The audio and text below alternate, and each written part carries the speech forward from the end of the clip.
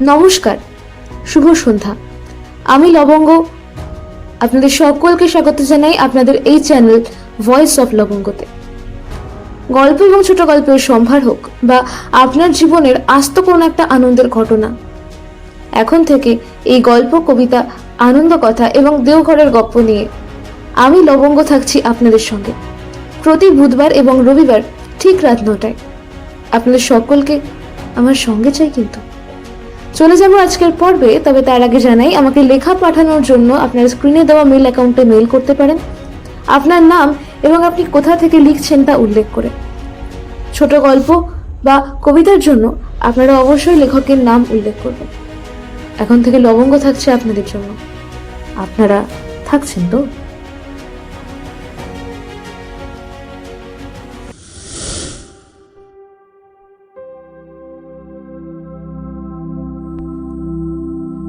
এমন বুক ভরা যার ব্যথা আছে, আয় রে ছুটে আয়, প্রেম ভিখারি ব্যথা হারি এসেছেন ধরায়। লেখার প্রতি আমার খুব একটা অভিজ্ঞতা নেই বললেই চলে। আমার বেশিরভাগ সময়টাই কেটে যায় আমার নিজের কিছু কাজ ছাড়া ছবি আঁকাতেই।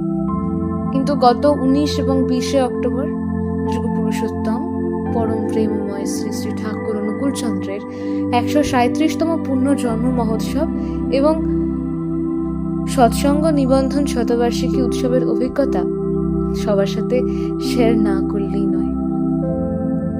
এই উৎসবে আমি উপস্থিত থাকতে পেরে সত্যিই নিজেকে খুব ভাগ্যবান মনে করছি। আমার জীবনে এরকম কোনো মহোৎসব আমি আগে কখনো দেখেছি বলে আমার মনে নেই।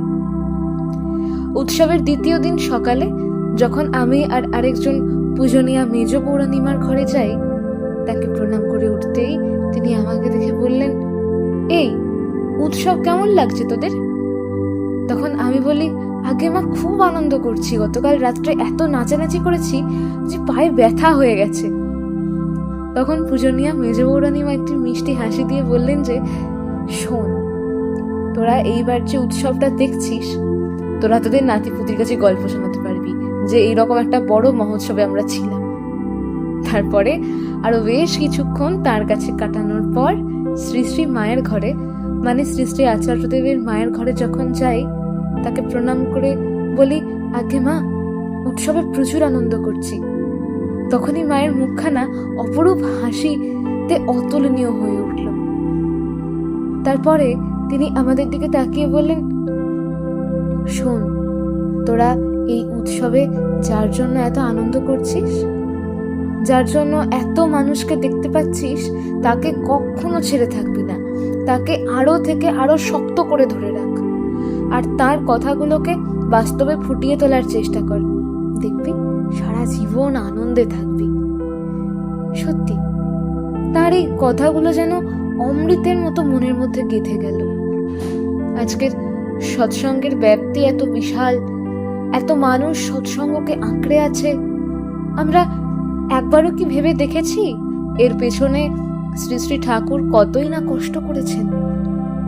তিনি কত চড়াই উতরাই সহ্য করে মানুষকে আগলে রেখে আপন করে তিল তিল করে আজকের এই সৎসঙ্গকে মজবুত করেছেন। আর আজও সেই জিনিসটা আমরা শ্রী শ্রী আচার্যদেবের কাছে দেখতে পাই। এই মহোৎসব শেষ করে যখন বাড়ি ফিরছিলাম, মনটা ভারাক্রান্ত হয়ে গিয়েছিল। শেষমেশ তো আমি চোখের জল থামাতেই পারিনি।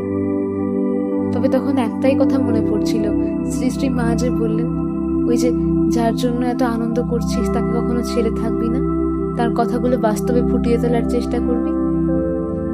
তার মানে আমি এটাই বুঝি যে এখন আমাদের এই সমগ্র বিশ্বে যে ডিপি ওয়ার্কের কাজ চলছে, এই কাজটাকে আরো মজবুত করে তুলতে হবে, যেন আমরা তাদের মতো সকল মানুষদের আপন করে নিতে পারি। আমাদের কাছে থেকে যেন কেউ দূরে চলে না যায়। আচার্যদেবের কাছে এখন কোনো নিবেদন করতে গেলেই তিনি বেশিরভাগটাই বলেন যে, ডিপি ওয়ার্ক করছিস তো, মানুষের বাড়ি যাচ্ছিস তো, তাদের খোঁজ খবর নিচ্ছিস তো, তারা কেমন আছে না আছে। তার মানে কি? তার মানে হচ্ছে এটাই যে আমরা যেন সকল মানুষদের পাশে দাঁড়াতে পারি, আমরা সবাই সবার সুখে দুঃখে যেন সামিল হতে পারি। শ্রী শ্রী ঠাকুরের বলা বাঁচা বাড়ার মধ্যে, মানে এই বিং অ্যান্ড বিকামিং এর এই পথটাকে যেন আমরা অব্যাহত রাখতে পারি। আজকে অবিন দাদার মতো এত সুন্দর একজন মানুষকে আমরা আমাদের মাঝে পেয়েছি, তাহলে তো আমাদের আর চিন্তা কিসের? আমরা আমাদের দুর্বলতার বিরুদ্ধে লড়াই করে, সমস্ত বাধা বিপত্তি অতিক্রম করে সৎসঙ্গের এই বিশাল চলন্ত রথকে আমরা অব্যাহত করার শপথ নেব। আজ ঠাকুরের একটি বাণী খুব মনে পড়ে, ঝড় ঝঞ্ঝা যতই আসুক মনে রাখিস চোর, মাথায় আছেন দয়াল ঠাকুর, ভাবনা কি বা তোর। ভুল ত্রুটি মার্জনা করবেন। জয় গুরু। কদমে ছোটন মালাকার।